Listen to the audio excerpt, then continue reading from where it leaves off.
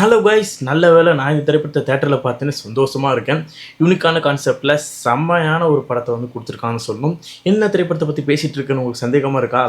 வேறு எந்த திரைப்படத்தை பற்றி பேசலைங்க. ஹவுஸ்மேட்ஸ் திரைப்படத்தை பற்றி தான் நான் இப்போ பேசிகிட்டு இருக்கேன்.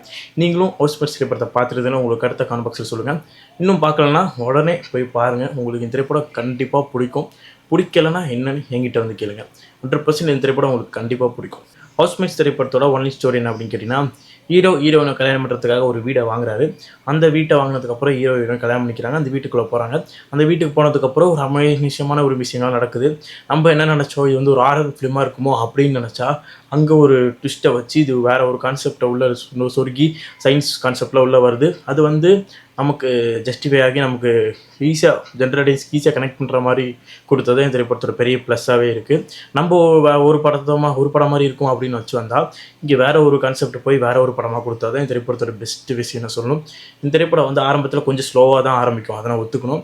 ஆரம்பத்தில் கொஞ்சம் ஸ்லோவாக ஆரம்பிக்கும். அதுக்கப்புறம் காளி வெங்கட் சார் ஒரு என்ட்ரிக்கு அப்புறம் படம் வந்து வேறு லெவலில் சுவாரஸ்யமாக போகும். த்ரூ கிளைமேக்ஸ்லாம் ஒரு அந்த எமோஷனல் கனெக்ஷன் வந்து அவ்வளோ சூப்பராக அவ்வளோ செம்மையாக வந்து கொடுத்து நான் தான் சொல்லணும்.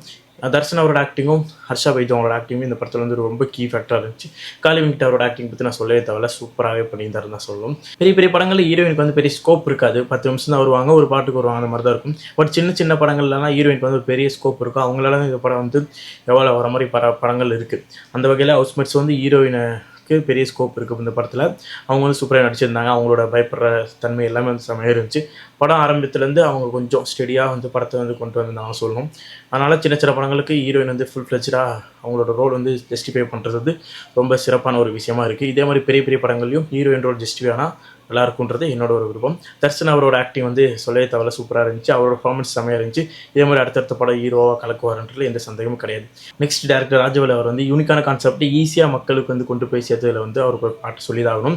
இந்த கான்செப்ட் வந்து ரொம்ப சயின்ஸ் படி ரொம்ப புரிஞ்சிக்கலாம் வேணாம்ப்பா, ஈஸியாக நான் உங்களுக்கு சொல்கிறேன், இதை தான் அவ்வளோதான் சிம்பிளான கான்செப்ட், இதை வச்சு படத்தை பாருங்கள், உங்களுக்கு செம்மையாக கனெக்ட் ஆகும் அப்படின்றது ஈஸியாக வந்து சொல்லிட்டு போயிட்டாப்புல.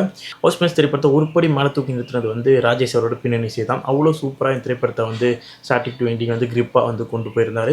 வேறு லெவலான ஒரு பிஜிஎம் மூலமாக படத்தை வந்து ஒரு படி மேலே தூக்கி செம்மையான ஒரு படமாக இருந்தது வந்து இன்னும் செம்மையான ஒரு படமாக ஆக்கியிருக்காருன்றது எந்த சந்தேகமும் கிடையாது. ஓகே கைஸ், நீங்கள் இந்நேரத்துக்கு ஹவுஸ்மேட்ஸ் திரைப்படத்துக்கு டிக்கெட் புக் பண்ணியிருப்பீங்கன்ற நம்பிக்கை இருக்குது. புக் பண்ணியிருந்தீங்கன்னா போய் பார்த்துட்டு வாங்க. எப்படி இருந்துச்சுன்னு காமெண்ட் பாக்ஸில் கான் பண்ணுங்கள். ஓகே.